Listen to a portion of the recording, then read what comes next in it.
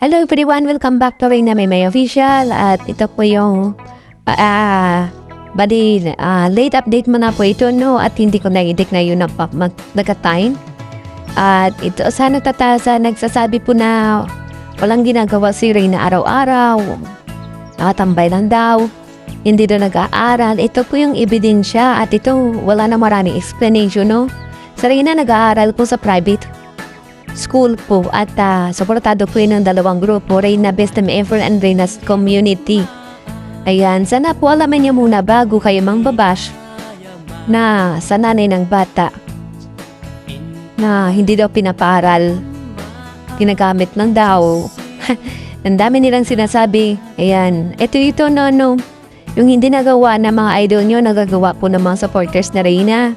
Napaga mo sa St. Luke's, naparal sa pribadong paaralan, nakapasyal kung saan-saan. May tutor po siya, may mga magarbong bahay, napabahayan po. Ayan, kumpleto sa gamit. Lahat po ng mga needs ni Reyna na po provide po yan ng mga taong tunay nagmamahal sa kanya. At sana po, mag-move on na po tayo na huwag po tayo maging bitter sa buhay kasi po yung life is short lang po. Our life is short, kaya tigil-tigilan yung maging masaya na lang po tayo kung anong na yun si Reyna. Dahil po, si Reyna po ay masaya na rin. Kaya, at mag-move on, supportahan na lang po natin siya sa kanyang YouTube channel para po makadagdag po sa kanyang pangangailangan at para po sa kanyang future. Ayan, yun na lang po yung gagawin nyo. Kasi sa pag-aaral, nag-aaral si Reyna at yung gamutan is ongoing. At totoo naman po talaga na hindi po nagawa ng dating na kung saan siya is nagagawa na kumbaga malaking changes kasi napabahayan po siya na ipagamot sa talagang mamahaling hospital. Pinakasikat na hospital sa Pilipinas ay St. Luke's. Hindi biro po dyan at yung sponsor po dyan is si Tita 1 million. Kaya wag po tayong bitter. Ayan, kung mahal niyo po si Reyna, maging masaya po sana kayo sa nangyayari sa kanya ngayon kung tunay po kayo nagmamahal sa bata. Diba? Tigil-tigilan nyo na po. Yan yung bitter sa buhay. Kung gusto nyo lang naman mapanood siya, dito nyo po panoorin sa Reyna May Official. Subaybayan nyo po yung buhay niya kasi okay po si Reyna at yung nakakasama rin ni Reyna is yung lula niya. Kami po na sumusuporta kay Reyna ay hindi nyo po masasabi na pinipiraan si Reyna, ginagamit si Reyna kasi wala nga kami masyadong views. Kung sa channel namin, my God, hindi naman kayo for the views para makatulong lang eh. Diba? Hindi namin kailangan ng view na gamitin si Reyna sa aming channel para makatulong sa kanya. Kani po ay bukal na talagang sumusuporta sa bata dahil deserve na po yung suporta. Kaya matulungan na lang po tayo. At shoutout sa inyo, no, sana yun, mag-move na lang po tayo kasi ito na eh.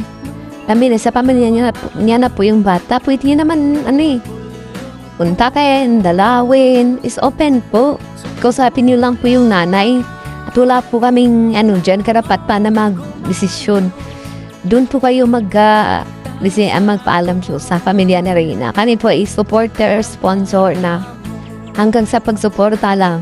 At syempre, pag-pray sa kanyang kagalingan, nagmamahal dahil deserve na po yung